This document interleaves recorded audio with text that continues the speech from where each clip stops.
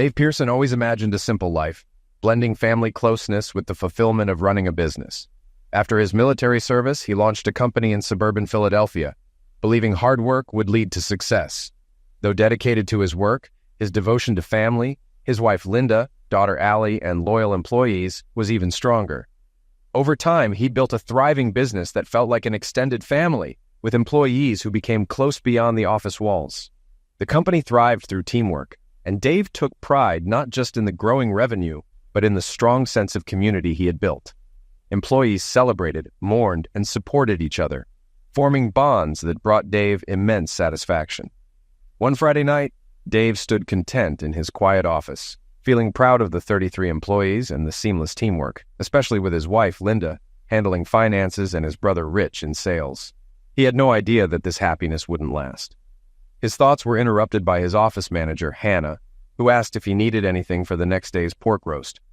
Dave smiled and jokingly asked why she was calling him boss when she really ran the place. Hannah grinned, agreeing that she did, then asked again if he needed anything. Dave told her Linda had it all covered. Spotting Linda nearby, Dave called out to her. She teased him, asking if he meant her. Dave playfully replied, asking who else he would be talking about, making everyone laugh. He explained that he and Hannah were debating who the real boss was. Linda smirked, saying everyone knew Hannah ran the place. Hannah added that Linda wore the pants at home. Dave chuckled, deciding not to answer that, and Linda quipped that it was better when neither of them wore pants, causing laughter all around. Dave expressed his happiness that they were still in their honeymoon phase after 17 years. Hannah then asked if anything was needed for the next day. Linda confirmed that everything was set and asked how many people were coming. Hannah reported 28 employees, 26 family members, and 31 kids. Linda assured them there would be enough food. She then asked Hannah if she was bringing anyone. Hannah smiled, but said she was on her own. Linda offered to introduce her to someone, but Hannah, more seriously, asked her not to. Dave stepped in, telling Linda to leave Hannah be, assuring her that Hannah was fine. Linda apologized, saying her suggestion came from a place of love.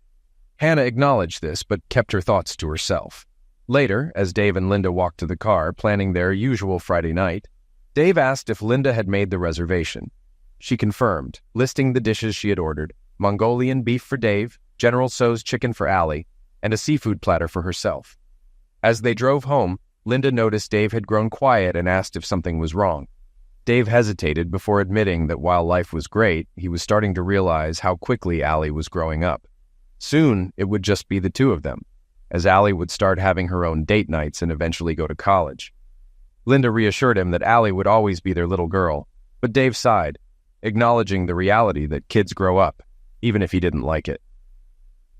Linda, trying to lift his spirits, suggested turning their Friday nights into Chinese movie nights, just the two of them. Dave smiled at the idea, feeling a bit better.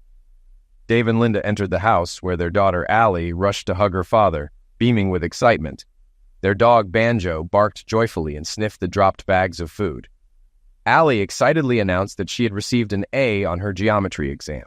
Dave grinned and reminded her that he had told her it would be okay. Allie admitted she hadn't believed him, but kissed his cheek in appreciation. Linda watched proudly, noting Allie's strong bond with her father, just as she had with her own late father. During dinner, they engaged in lively conversation, and afterward they moved to the family room. Dave, settling in, asked whose turn it was to pick the movie. Allie quickly claimed it and chose Robin Hood, Men in Tights *, an older comedy Dave had mentioned.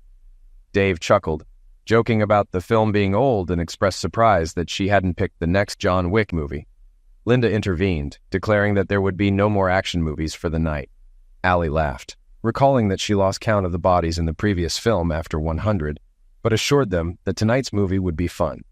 They settled on the couch, Dave in the middle, with Allie and Linda on either side.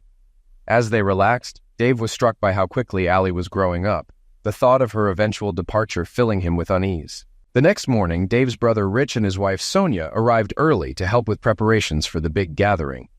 While Sonia and Allie worked inside, Dave, Linda, and Rich took care of the outdoor tasks. As Dave cleaned the pool, he felt a familiar rumbling and headed inside, calling out to Linda that he needed to use the bathroom. Linda jokingly warned him not to stink up the guest powder room, which Allie had just cleaned.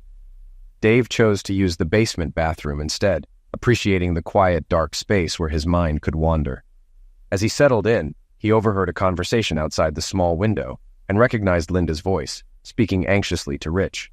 She expressed concern that Dave might catch them, but Rich reassured her that he was busy. Dave's heart sank as he listened, dread building with each word. Linda mentioned that their boys had brought home forms for a DNA test and asked if Allie's school had done the same. Rich replied that he wasn't aware of it.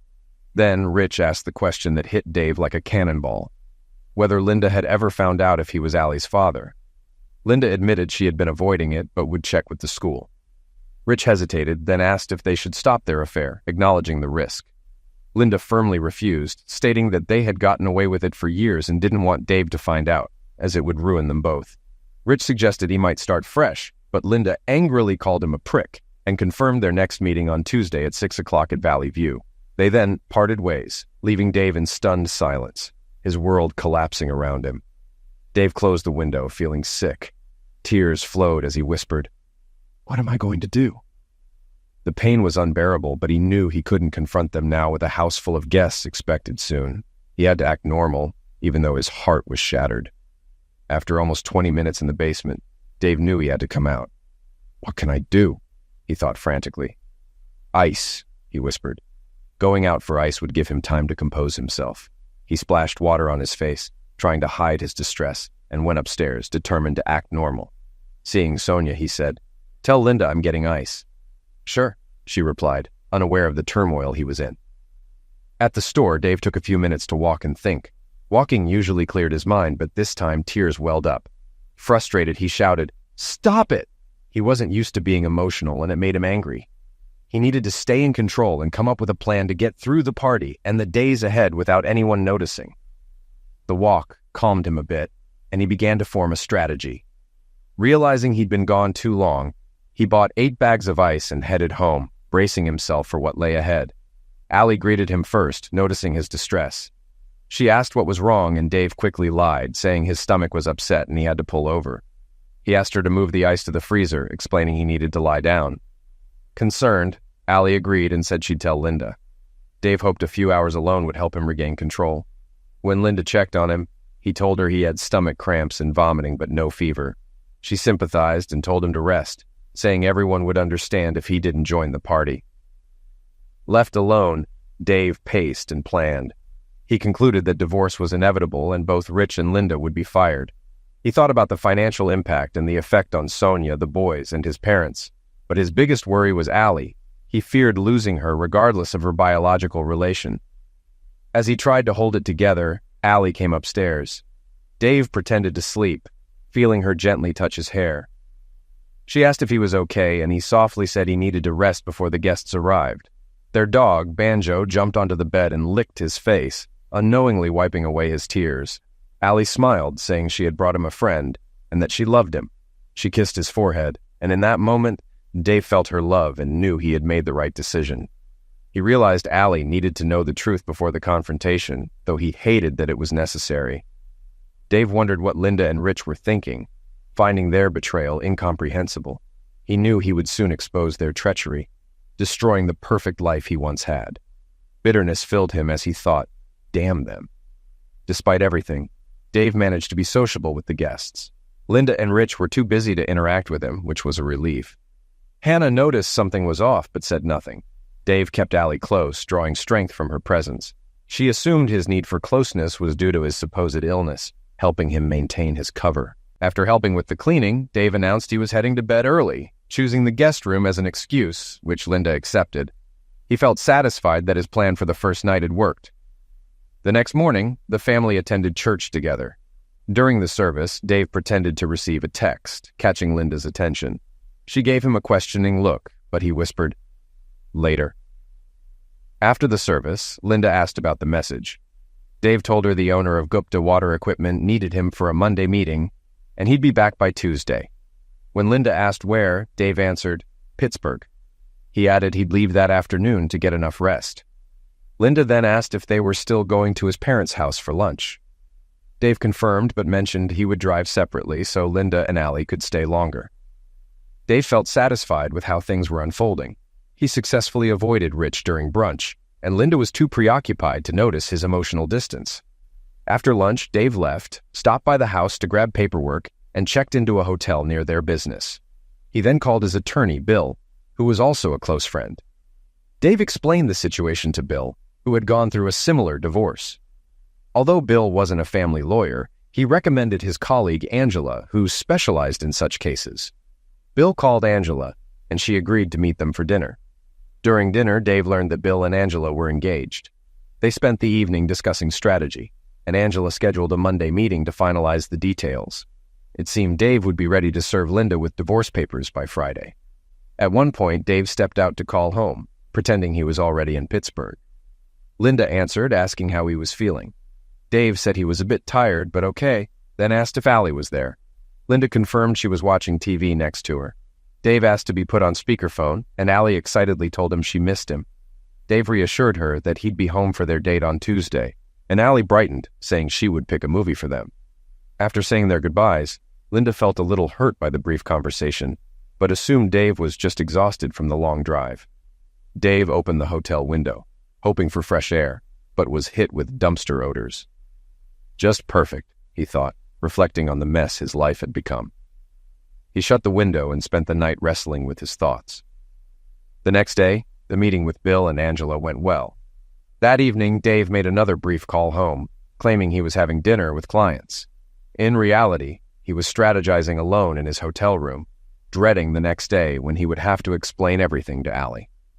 He knew it would force her to grow up too fast, a conversation he dreaded with all his heart. Tuesday morning, Dave finalized his strategy, meeting with his attorney to settle company-related issues and the severance packages for Linda and Rich. After lunch, he arrived at the office, pretending he had just returned from Pittsburgh. Seeing Hannah stirred emotions he thought he had under control. Instead of heading straight to his office, he awkwardly smiled and then shut the door behind him. "Get a grip," he muttered to himself. He reviewed his plans, took a deep breath, and called Hannah into his office. "Hi, Dave," she greeted him, but her smile quickly faded when she saw his tear-streaked face. Ignoring office etiquette, she rushed to hug him. "What's wrong? Are you okay?" "No," he replied shakily. "I'm not sick, but something's really messed up." Hannah pulled up a chair, holding his hand. "What's going on? Is it Linda?" she asked, seeing the pain in his eyes. He nodded, struggling to speak. "Rich," he finally whispered. "Your brother?" she asked in shock. She paced the room, fuming before calming down to hug Dave again. "You found out before the party, didn't you?" Dave nodded, explaining how he overheard their conversation and realized the truth. "There's no chance you'll stay with her?" Hannah asked. "They've been involved for 16 years. I can't get over it." Hannah poured them both a rum and coke. After a few sips, they shifted to business. "Rich and Linda will be fired after Friday. I want Sonia to take over Linda's job, but I'll need you to cover her duties temporarily." "I can handle it," Hannah assured him. "For sales, I'm considering promoting Debbie Gleason. She's shown interest, and I think she'd do well." "I agree," Hannah said. "Tammy Fields could replace Debbie." "Good. On Friday, let them know we'll meet Monday to discuss their promotions. Could you also draft job descriptions before then?" "Of course. Anything else?" Tears welled up in Dave's eyes. "You're one of my closest friends, and I'm losing Linda, my best friend. I may need to lean on you more." Hannah hugged him tightly. "It's my privilege." After leaving the office, Hannah felt deeply for Dave, knowing he didn't deserve such pain. The next morning, Linda paced the kitchen, tormented by her choices. She hadn't been with Rich in nearly a year and wondered why she ever got involved with him. Determined to end it for good, she convinced herself that Rich wouldn't tell Dave because he had too much to lose. As she was deep in thought, Dave walked in, and she threw herself into his arms, kissing him. Surprised, Dave asked what brought on the affection. Linda said she loved him and missed him since the picnic.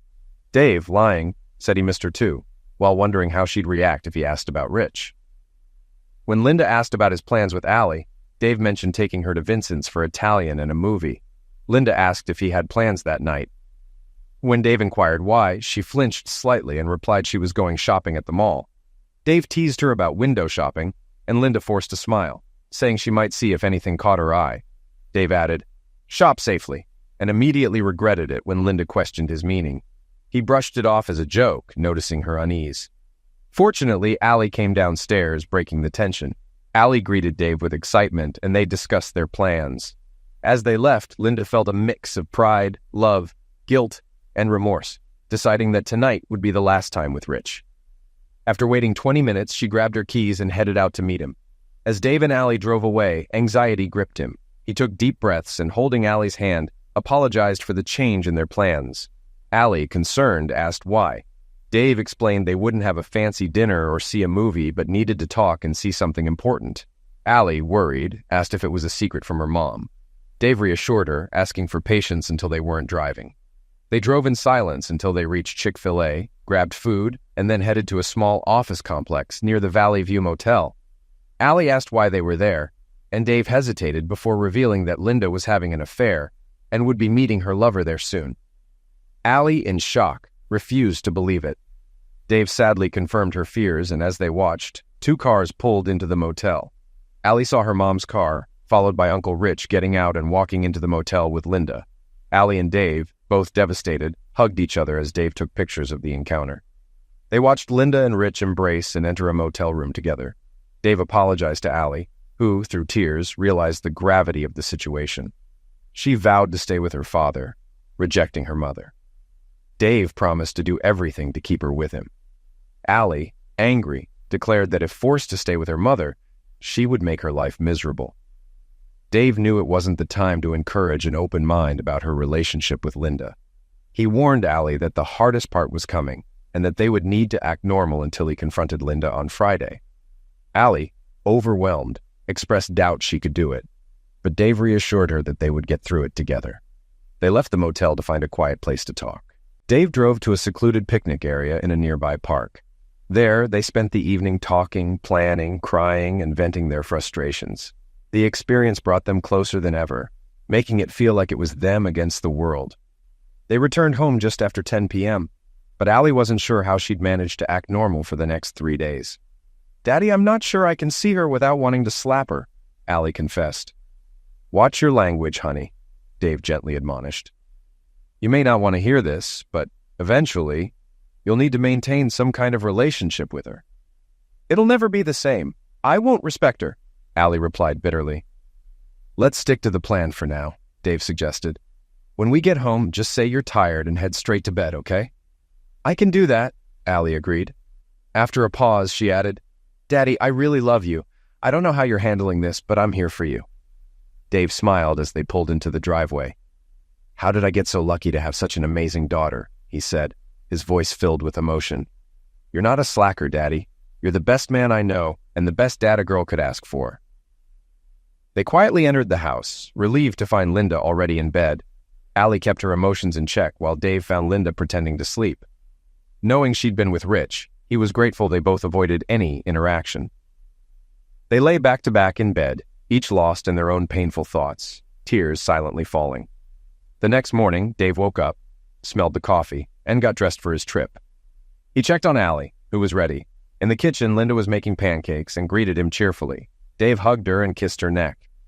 At the right moment, Allie entered and greeted her parents. Playing along, Dave asked Allie if she slept well after her date with that hot guy. Allie confirmed and asked Linda if she had asked her yet. Linda looked confused, so Dave explained that he needed to go back to Pittsburgh and that Allie wanted to join him.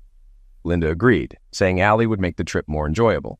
They quickly finished breakfast and were soon on the road, relieved to be away from home. On the way, Allie asked how she did. Dave assured her she did great, adding that her idea to come along was smart and made acting unnecessary. Allie joked about bad acting, and Dave chuckled. After a pause, Allie asked if Dave had thought about her being there when he confronted Linda. Dave wasn't sure yet, but Allie insisted she wanted to be there, even when he confronted Rich. Dave gently reminded her about her language, and Allie replied that the situation deserved it. Dave, admiring her strength, asked what she would say if she were there. Allie wasn't sure, but said she wanted her mom to know she couldn't hide from her and that she was on Dave's side.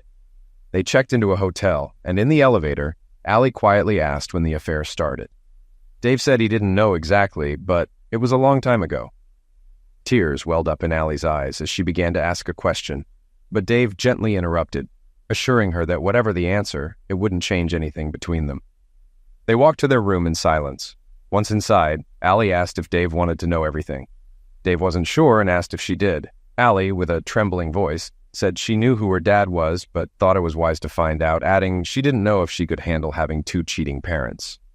Dave asked gently if she wanted to know, and Allie admitted she did. Dave suggested they wait a few months, explaining he had reasons to hold off for now. Allie hugged him tightly, tears in her eyes, and they began unpacking in silence, finding comfort in each other's presence. During their hotel stay, Dave and Allie kept in touch, especially when Dave met with lawyers or handled business. Allie spent time by the pool swimming or reading. On the first day, Hannah joined them to discuss strategy, and later they had dinner together. Allie and Hannah got along well, and back in the room, Allie opened up to Dave. Allie hesitantly mentioned that Hannah had feelings for him, surprising Dave. When Allie asked if anything had happened between them, Dave was shocked and assured her he had never come close to cheating on her mother. Allie, tearful, apologized for doubting him, and Dave reassured her that her questions were understandable. They both wondered why Linda had been unfaithful, hoping for answers on Friday. The next day, Hannah called Linda to discuss work. She asked about the month-end closing and mentioned that the IT guy needed Linda's laptop for updates and a virus check. Linda confirmed she'd be at the office all day and agreed to have lunch with Hannah, who felt a mix of relief and sadness knowing what was coming on Friday. The next morning, Allie found her father staring out the window, tears in his eyes. When she asked if he was okay, Dave admitted he wasn't and asked if she was ready for a tough day. Allie sighed, acknowledging they had no choice. Dave then asked if she thought he could forgive Linda and stay. Allie admitted she couldn't see her mother the same way after all the lies. They hugged, drawing strength from each other, with Allie expressing gratitude for being included. Dave, touched by Allie's maturity, asked if she was okay with everything. She replied that she was fine as long as he was. They shared a small smile before preparing for the day. After breakfast, they packed up, checked out, and headed to the lawyer's office. Bill and Angela were there, impressed with Allie's composure during the divorce discussions. Allie participated actively, offering good suggestions. Angela remarked on how well Allie was handling the situation, and Allie expressed an interest in law, mentioning it was her favorite TV show genre. Angela encouraged her to consider working with their paralegal team in the future, and Allie was enthusiastic. Watching Allie interact with the lawyers reassured Dave that she was strong enough for what lay ahead. After lunch, Dave and Allie ran errands, returning home around 3:30 p.m. The weight of the impending confrontation hung heavily, and the silence between them added to the tension. Dave laid out the evidence on the dining room table and suggested they play cribbage to pass the time. They had about an hour before everything would change. The sound of the garage door opening signaled the moment had arrived. Allie and Dave sat at the table, no more pretending. Linda walked in with packages, cheerfully announcing, "The Chinese food is here! Let's start the party!" But then she saw their grim faces, and reality hit. "Hey, what's going on?" Linda asked, approaching the table. Dave quietly but firmly said, "Sit down, Linda." She hesitated but sat, noticing the photo from her meeting with Rich. Shocked, she nearly missed the chair, tears filling her eyes as she whispered, "No, no, no." She looked up to see Dave and Allie staring at her with contempt. "Please, Dave, don't do what I deserve," Linda pleaded through tears. Dave paused before asking softly, "What do you think you deserve?" "Please don't leave me," Linda begged. "Don't leave you? Like you threw away our marriage and family?" Dave responded, his voice controlled but bitter. "It was a terrible mistake," she cried out. "How long did this mistake last?" Dave asked sharply. Linda hesitated, unsure how much he knew. "It doesn't matter. One time was too many. Can't we just move past it?" "Are you serious? How long, Linda?" Dave demanded. Finally, Linda admitted, since before he met Sonia. "So about 17 years, Dave said bitterly. "You cheated for 17 years and you think that doesn't matter?" "It matters. It was selfish and hurtful," Linda conceded. Allie, unable to hold back, burst out, "Mom, how could you do this? You've ruined Dad and me." Dave stood abruptly, anger boiling over. "Who the hell are you, Linda?" Allie added angrily. "Yeah, let's see, liar, cheater, traitor, and a witch." Linda, overwhelmed, looked to Dave for support. "Please, Dave, tell her not to call me names," Linda begged. Dave's response was cold. "When she says something untrue, I will—" The room fell silent, broken only by Linda's quiet sobs.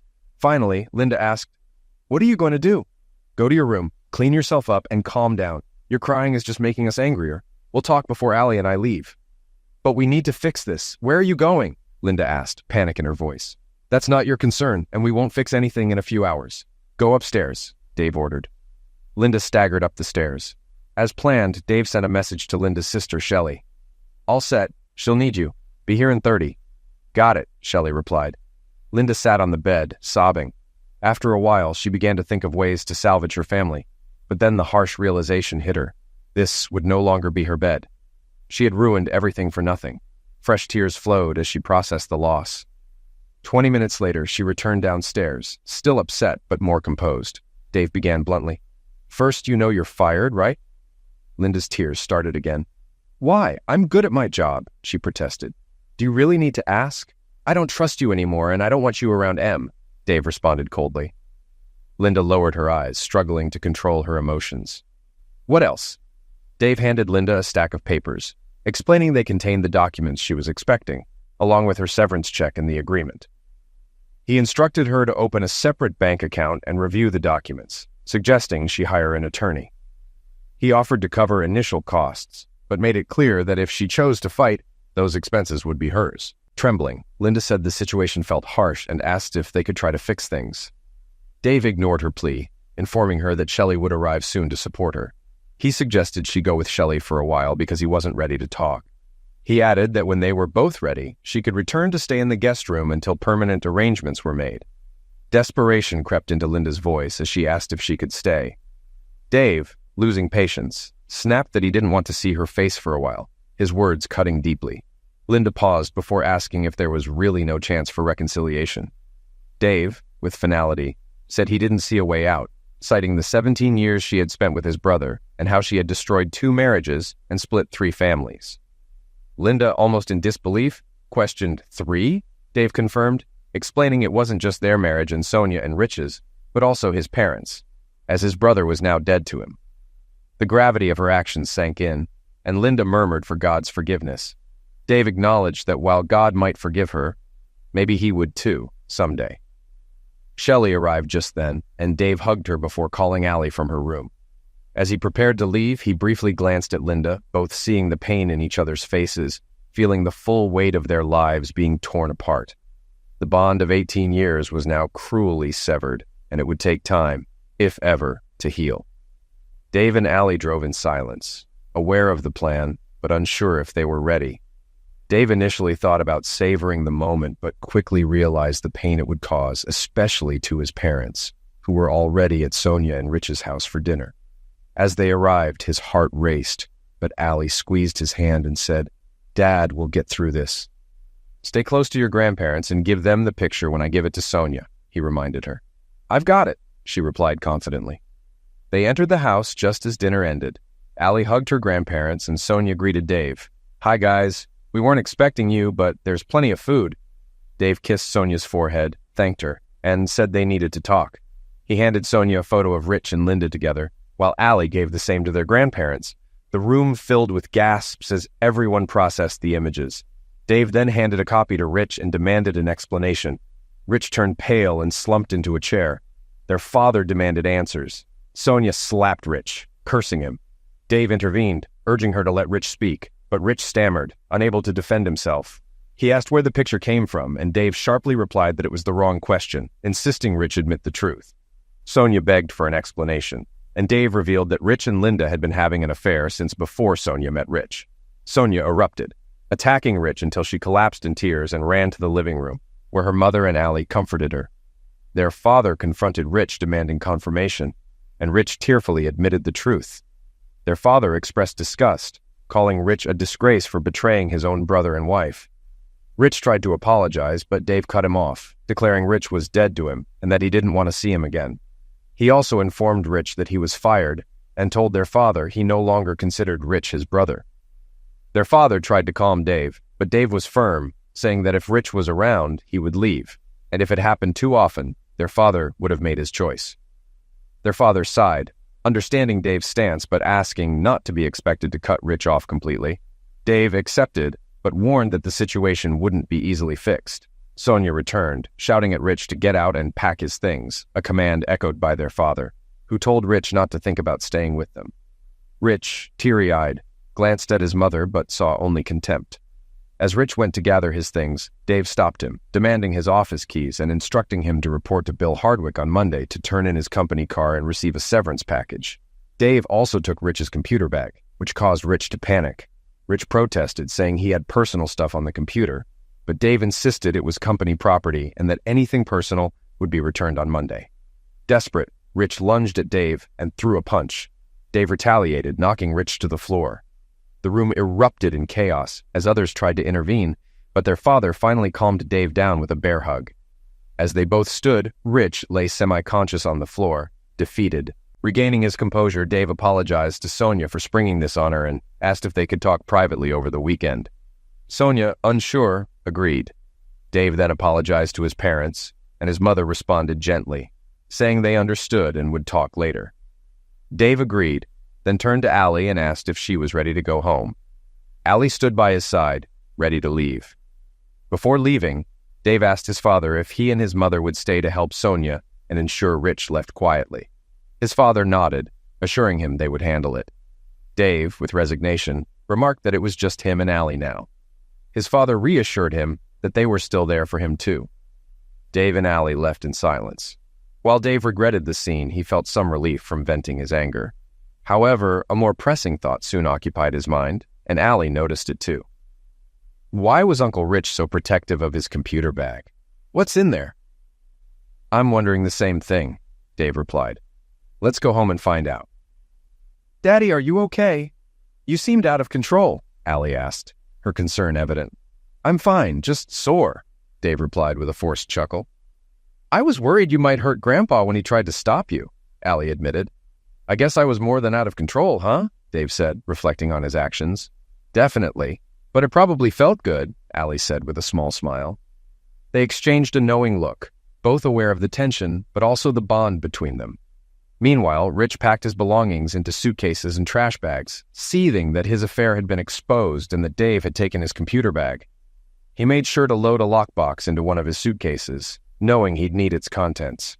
Without saying goodbye, he drove north, needing to disappear, unsure of when Dave would uncover all his secrets. Rich's plans were disorganized at best.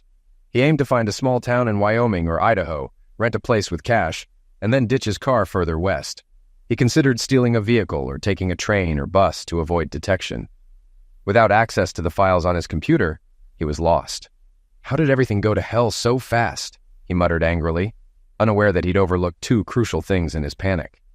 Back home, Dave realized they hadn't eaten, so they grabbed fast food. Returning to an empty house, they felt both relieved and saddened by Linda's absence. After dinner, Dave took Rich's computer bag to his office and began inspecting its contents. Everything seemed normal until he found an envelope from a major client, Brandywater Processes, containing a check made out to Rich's cleaning services for $9,900. Suspecting it was a bribe, Dave muttered to himself about Rich's activities while rifling through the papers. Finding nothing immediately suspicious, he booted up the computer and discovered a hidden file. Recognizing its significance, he immediately called his lawyer friend Bill. Bill asked how things had gone, and Dave, sounding serious, replied that it was as expected, but that he urgently needed help. Dave explained that it was serious and asked Bill to come over, not wanting to leave Allie alone. Bill offered to bring Angela, but Dave said it wasn't necessary, though she was welcome. Bill arrived 25 minutes later. Dave showed him the check and the contents of the hidden file. Bill, examining the evidence, confirmed Dave's suspicions, saying it pointed to bribery, extortion, and possibly tax evasion, which could lead to federal charges. Dave, concerned, asked if the FBI would need to get involved, and Bill confirmed that it was likely and that Rich could face jail time. When Dave asked what to do, Bill said he would contact someone at the FBI, emphasizing the need to act quickly if Rich was unstable. Bill then left a message with his FBI contact and returned to Dave, saying they should meet the agent early in the morning. Bill suggested taking the bag and the check with him in case Rich tried to retrieve them, which Dave agreed was a good idea. As Bill was leaving, he joked about Dave making a habit of after-hours legal services, to which Dave played along, asking what kind of premium Bill had in mind. Bill suggested a bottle of 14-year-old Balvenie single malt, and Dave agreed, smiling for the first time that evening. Before leaving, Bill advised holding off on giving Rich the severance agreement as written to avoid tipping him off about the FBI. Dave suggested adding a delayed payout tied to a reconciliation of expenses, and Bill agreed before departing. Dave had planned to talk with Sonia and his parents on Saturday, but Bill's early morning call changed that. They had a 10 a.m. meeting with FBI agent Steve Majors in Philadelphia. Allie insisted on joining him. After all, they made decisions together. At the meeting, Dave and Bill presented the evidence to Agent Majors, who then called in his supervisor, Jack Sims. After reviewing the documents, Jack rubbed his chin and asked, "We have a spreadsheet of bribes, an unpaid check from the latest one, and details of an offshore account. How much money is in the account?" $785,952, Dave replied. "And all of this money belongs to your company?" Agent Majors asked. "I believe so," Dave confirmed. Rich was allowed to negotiate project prices as long as the margin didn't drop below 23%. It looks like he set prices just above that limit and took bribes in return. "And you have 14 clients who participated? You know they'll also face charges," Agent Majors continued. "Yes," Dave acknowledged. "Do you know where Rich is?" Majors asked. "No," Dave admitted. "He was supposed to meet Bill on Monday for severance, but after how he reacted when I took his computer bag and the fact that his family kicked him out, he's probably on the run." Agent Majors picked up on Dave's concerns. "Steve, track his phone," he ordered. After a while, Steve returned. "He's on the move, heading west on Interstate 80 in Ohio. Let's monitor him and aim to arrest him late Sunday," Majors decided.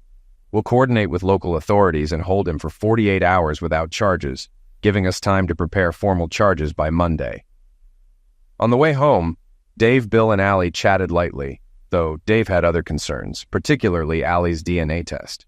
If it showed Rich was her father, Dave had planned to fight for 18 years of child support. But with Rich likely heading to prison, that plan was no longer necessary, and Dave felt a sense of relief. Bill dropped off Dave and Allie, and they then arranged to meet with Sonia and Dave's parents. During the meeting, Dave's mother cried over her youngest son's betrayal, while his father seethed with anger. Sonia, however, was worried about her and her boy's future. "Dave, what am I going to do? How will we manage?" Sonia asked, her voice trembling. Dave outlined a plan. "First, you need a lawyer for the divorce. Use mine, Angela Hall. If Rich goes to jail, you should get the majority of your shared assets. The FBI says the stolen company money will be returned, and I'll need some of it to reorganize. The rest will go into a trust for you and the boys. I know you have a business degree, so I'd be honored if you took over Linda's role at the company. You can work from home and still care for your boys. How does that sound?" Sonia hugged Dave in relief, and his parents also offered their support. Dave smiled at Allie, who was proud of how her dad always looked out for the family. On the way home, Dave brought up the DNA test again. "Babe, have you thought more about the DNA test?" "I've thought about it," Allie replied. "It's hard to decide, but I think we should do it. Are you okay with that?" "I'm not angry, and I agree," Dave reassured her. "I'll get the test kits this week.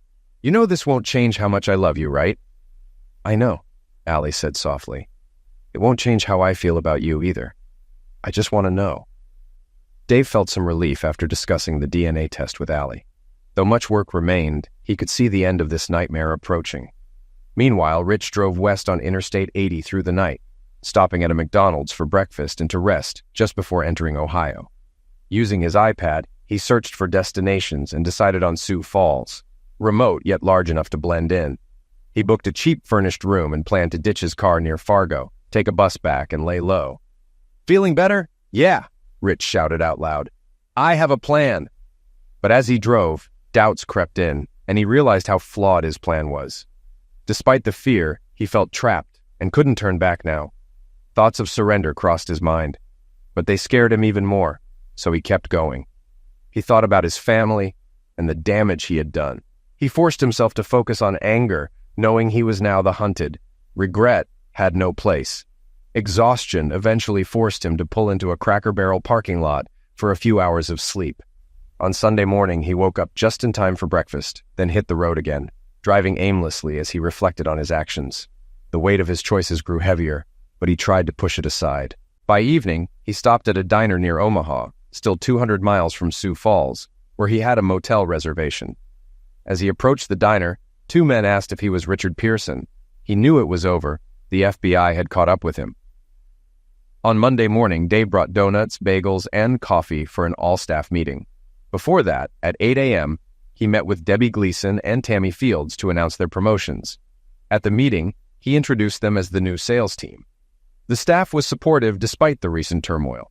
After delivering the news, Dave refocused on moving forward with both his business and personal life. The next day, Rich was formally charged with multiple felonies, and the FBI began investigating the clients involved in the bribes.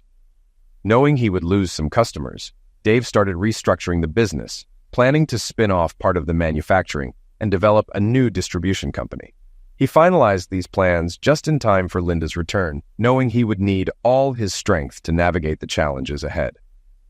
That Friday night, Dave and Allie had dinner at their favorite Chinese restaurant, their routine disrupted by Linda's absence. During dinner, Dave received a call from Linda, who wanted to discuss coming home. Dave's cold response made it clear their relationship was strained. He confirmed he had hired a lawyer and ended the call quickly. Allie noticed his tension and offered silent support. Despite the heavy atmosphere, their bond grew stronger as they faced the situation together. The next morning, Allie and Dave were in the living room when Linda walked in. Allie immediately went upstairs without acknowledging her mother. Dave noticed Linda's resentment before returning to his iPad. Linda greeted Dave, but he signaled her to wait. After finishing his game, he set the iPad aside and asked if she had read the papers. Linda confirmed she had, and asked if they could talk about staying together as a family, expressing her fear of everything changing. Dave questioned whether she meant staying married while she continued doing what she wanted. Linda insisted that wasn't her intention, saying they had been a happy family and she couldn't bear the thought of it ending. She promised never to risk it again.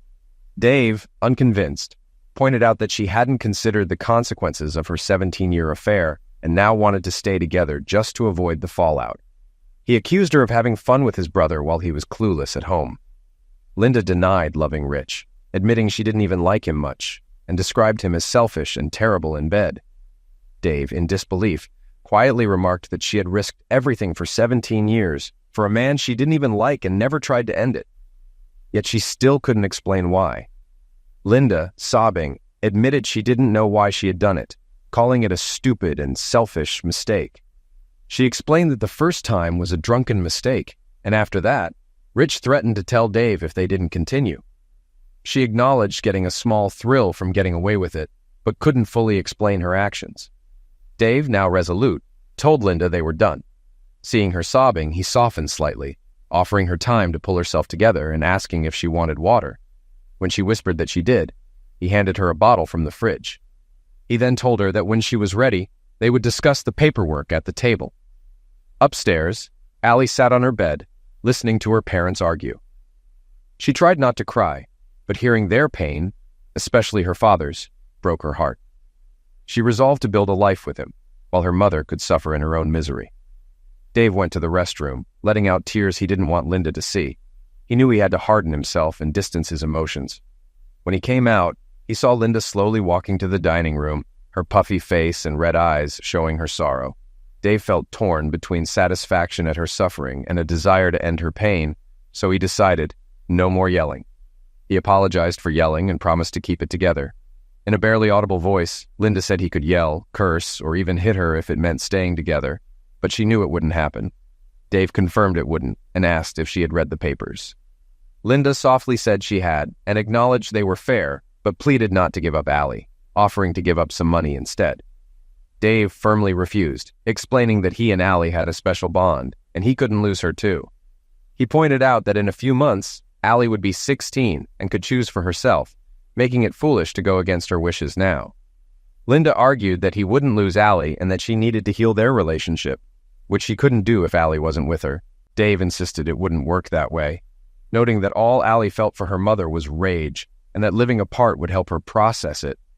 He warned that forcing Allie to stay would only make things worse.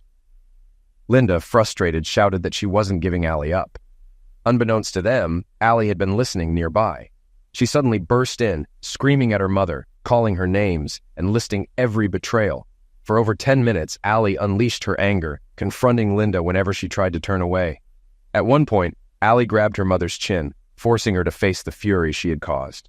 Dave watched, then gently pulled Allie away, comforting her as she calmed down. Linda, shaken and struggling to hold back tears, pleaded with Allie, saying she loved her and needed her with her.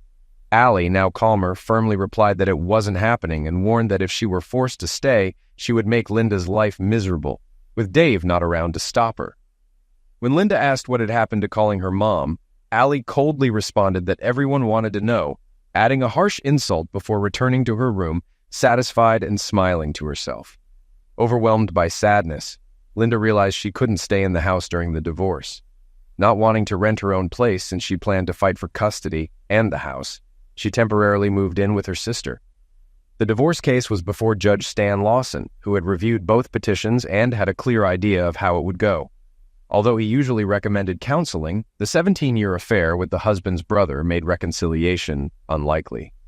The main issue was custody of their daughter. While the judge usually favored the mother, Allie was almost old enough to decide for herself. He decided to see how things would play out in court. The session began with Linda's attorney stating that his client didn't want a divorce and requested 12 counseling sessions. The judge, expecting this, dismissed the idea as a waste of time and money. The attorney then raised the issue of custody, but the judge interrupted, saying he wanted to speak privately with Allie and invited her to his office for lunch. Despite Linda's objections, the judge firmly denied her request, ensuring Allie's safety through a court official. In his office, the judge greeted Allie warmly, encouraging her to relax, though she remained respectful and formal. Their conversation started casually, with the judge gauging Allie's maturity, which impressed him. When they discussed custody, the judge explained that the mother usually gets custody and asked Allie how she felt about that. Allie firmly stated that this traditional approach didn't account for everything that had happened and wasn't what she believed was best. She explained that she belonged with her father, citing their close relationship and the emotional harm her mother caused. When the judge noted that her mother might need her too, Allie clarified that her stance wasn't about revenge, but about what was right for her and her father. She also mentioned that in 3 months she could choose where to live, and if forced to stay with her mother now, she would return to court to change the arrangement. She stressed that staying with her mother would only worsen the situation and hinted she would find ways to be with her father regardless of the court's decision. The judge, intrigued by Allie's maturity, jokingly asked if she had considered becoming a lawyer. Allie shared that she planned to assist on a paralegal team next summer. The judge complimented her and reassured her that he would make his decision soon. Allie responded confidently, hoping she would still like the judge after his ruling. They shared a lighthearted moment before the judge escorted her back to her father. They smiled, shook hands, and parted ways. When Allie found her father, she told him she felt the meeting had gone well. Soon they would know for sure. When court resumed, the judge said, "I had a good conversation with Allie. Both parents should be proud of her. She presented her thoughts calmly and professionally, and I considered them in my decision." As the judge prepared to continue, Linda abruptly interrupted, urging her lawyer to speak up. The judge, clearly annoyed, banged his gavel. "Counselor, is there an issue?" he demanded. "Apologies, Your Honor," the lawyer responded. "My client has informed me of a matter that might impact your decision." "Go ahead," the judge said sternly, "but it better be important." The lawyer took a breath. "Mrs. Pearson believes there's a possibility that Mr. David Pearson isn't Allie's biological father. This could affect his custody claim." The judge's expression remained firm. "Counselor, this is irrelevant under Pennsylvania custody law, and you should know that. But for clarity, Mrs. Pearson, do you have any evidence?" he asked, turning to Linda. "Not yet, Your Honor," Linda admitted, her voice subdued. Her attorney then requested a stay for a DNA test. Dave glanced at Allie, who smiled knowingly. His lawyer stood and replied, "Your Honor, we anticipated this, and have certified DNA test results proving Mr. David Pearson is indeed Allie's father." He handed the documents to the court and Linda's attorney. "Thank you, Counselor Hall. This is a relief for father and daughter. The motion for a stay is denied." Linda broke down in tears as her attorney tried to comfort her. Judge Lawson continued, "While primary custody usually goes to the mother, I believe it's in everyone's best interest to honor Allie's wishes and grant Mr. Pearson's petition. Mrs. Pearson, it saddens me to see this family torn apart." He then delivered the final ruling. The divorce is granted, with a final judgment in 6 to 8 weeks. Court is adjourned. Allie rushed to her father, hugging him tightly as they left the courtroom. Linda, with anger in her eyes, approached them. "You won. Are you happy now?" she asked Dave bitterly. He responded softly, "What's happening to you, Linda? No one won today. We all lost. Go home, and we'll talk later." Linda collapsed onto a bench, her lawyer trying to console her as she muttered, "But I love you. This isn't right." Dave heard her but continued walking, holding Allie close. In the following weeks, the fallout from Rich and Linda's actions concluded. Rich pleaded guilty to avoid trial and a long prison sentence. He disclosed hidden assets and agreed to serve 8 years in federal prison. Linda found a job 25 miles away and bought a townhouse with funds from Dave, close enough to see Allie but far from former friends who no longer welcomed her. Dave focused on restructuring his business. Debbie excelled in sales, securing large orders from new clients and retaining most involved in the bribery scandal. Tammy supported her perfectly, ensuring smooth operations. Dave planned to expand the sales team, with Debbie as the likely leader. As for his personal life, Dave showed little interest in dating, despite encouragement from friends and Allie. Women from church seemed eager to catch his attention, but he wasn't in a rush. He missed Linda more than expected, but didn't dwell on it. When he thought about the future, only one woman crossed his mind. One Wednesday morning, months after the judge's ruling, Hannah walked into Dave's office with the mail. "Hey, boss. Looks like the divorce papers arrived." Dave opened the envelope. "Yep, right on time. 7 weeks later, I'm officially a free man. How do you feel about that?" Dave paused. "It's a mix: sadness, happiness, relief, and anxiety. Mostly I feel anticipation. What Linda and I had was special, and now that it's over, I want to find that special feeling again. Do you know what I mean?" "Yes, I do," Hannah replied with a half smile, wondering if this was the right moment. She started to leave but hesitated at the door, then quietly confessed, "Dave, I want something special too. I've been afraid to say this, but I love you. I've loved you since the day you interviewed me. You don't have to respond now, but if you're interested, ask me out when you're ready. My answer will be yes." Dave moved behind her and gently wrapped his arms around her, kissed her neck, and whispered, "Dinner tonight?" Still in his arms, she turned to see his smile and sparkling eyes. "My place at 6, she suggested. "I'll cook and wear something casual." Her wide smile lit up her face. The bottle of wine and lasagna quickly disappeared as dinner became an afterthought. Their deep friendship blossomed into something more, and Hannah whispered to Dave that she wanted to be with him. Dave smiled and told her that he could think of plenty of reasons for that. She playfully pulled away, with mischief in her eyes, and demanded all those reasons immediately. Dave eagerly agreed, ready to take her to the bedroom. For the next 2 weeks, Dave and Hannah spent every night together after romantic dinners at her house.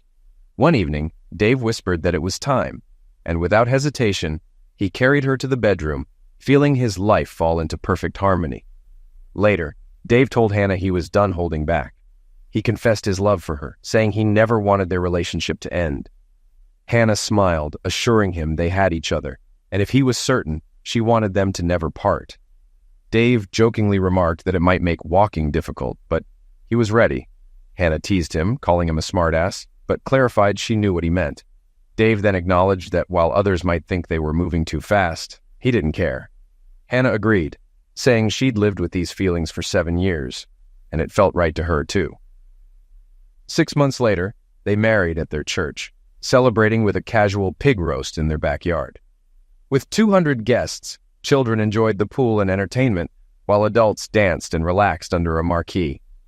A small band played, and everyone had plenty to celebrate. Some were surprised by how quickly they married, especially since Hannah was 8 years younger than Dave. The explanation was simple. They knew they had found the right partner. Plus, Hannah was 3 months pregnant, and at 30, they planned to have more children. As the party wound down, Hannah noticed Linda had arrived and went to greet her.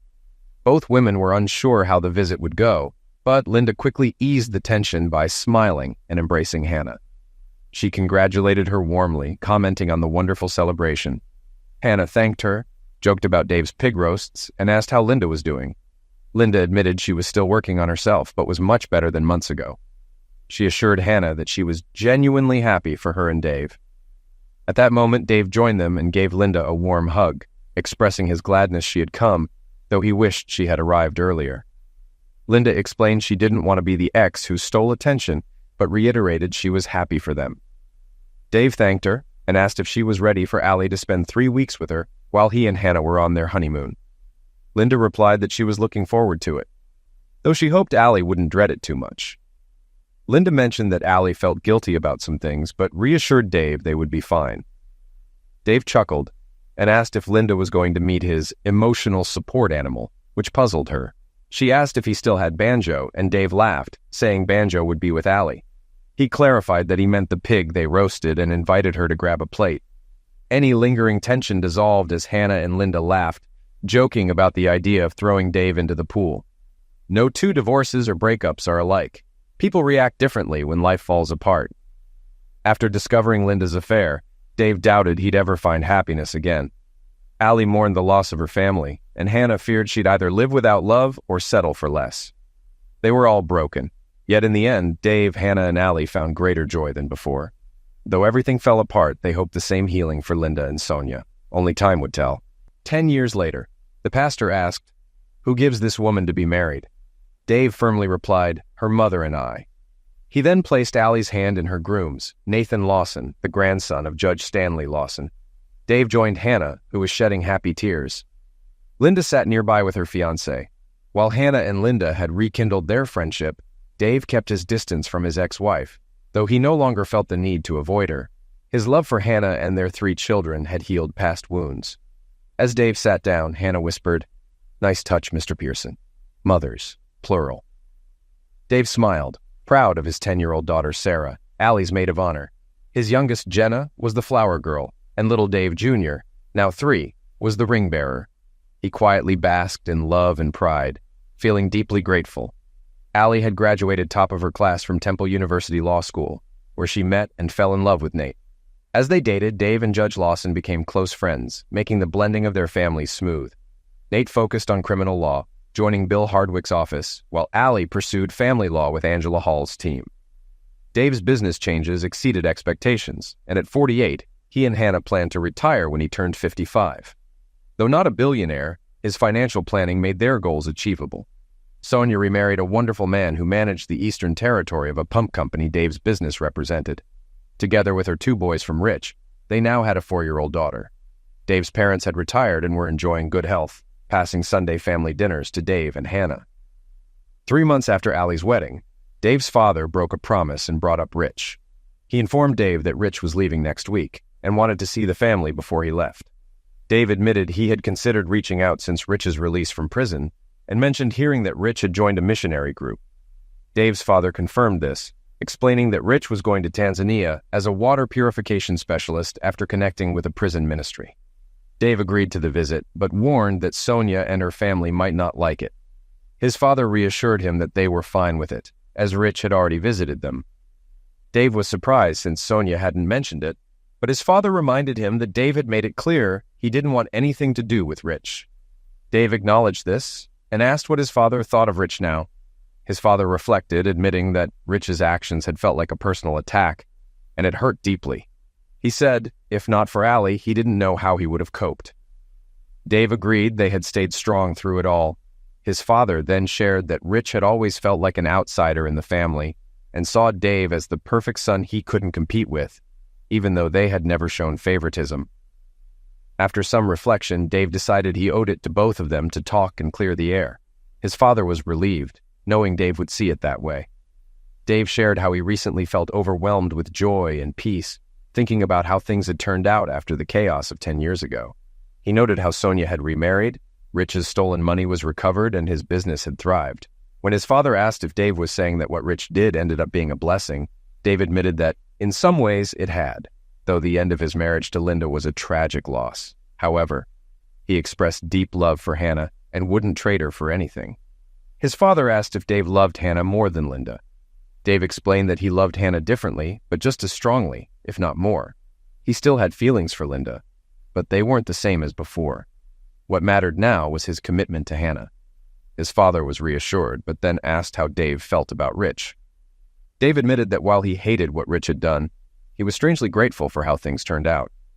Rich had paid with over 8 years of his life, so Dave no longer felt anger or a desire for revenge. He still loved Rich because he was his brother, but he would never trust him the same way again. His father admired Dave's perspective, acknowledging that it wasn't easy to find positives in such a situation. Dave reflected on how everyone involved, except perhaps Linda, had ended up in a better place. Sonia was happier, his business was thriving, and his marriage to Hannah and their 3 kids brought him immense joy. Even Rich had found a better version of himself through prison and faith. His father called Dave an optimist, and Dave responded by asking if that was a bad thing. His father expressed concern, recalling how broken Dave had been. Dave agreed, but shared how he eventually realized that what Rich had done was like shattering prized china, and with God's help, he had picked up the pieces to create something even more beautiful. His father asked if Dave was saying that what was broken was now better than ever, and Dave affirmed that it was. His father expressed pride in how Dave had turned life's challenges into something amazing. Dave expressed gratitude for the support he had received from his father, Hannah and Allie, acknowledging that he couldn't have done it alone. His father reassured him that what he had built was truly special and expressed his gladness to have lived to see it. Dave, content, shared that he was glad his father had lived to see it too, and that he believed Rich would be glad to see how things had turned out. He felt it was time to talk to Rich and finally move on from the past. His father agreed, confident that Dave would handle it well. Feeling ready for whatever came next, Dave reflected that while the past had shaped him, it didn't define him. He had found a new future filled with love, hope, and the promise of something even better, and for the first time in a long while, he felt truly at peace.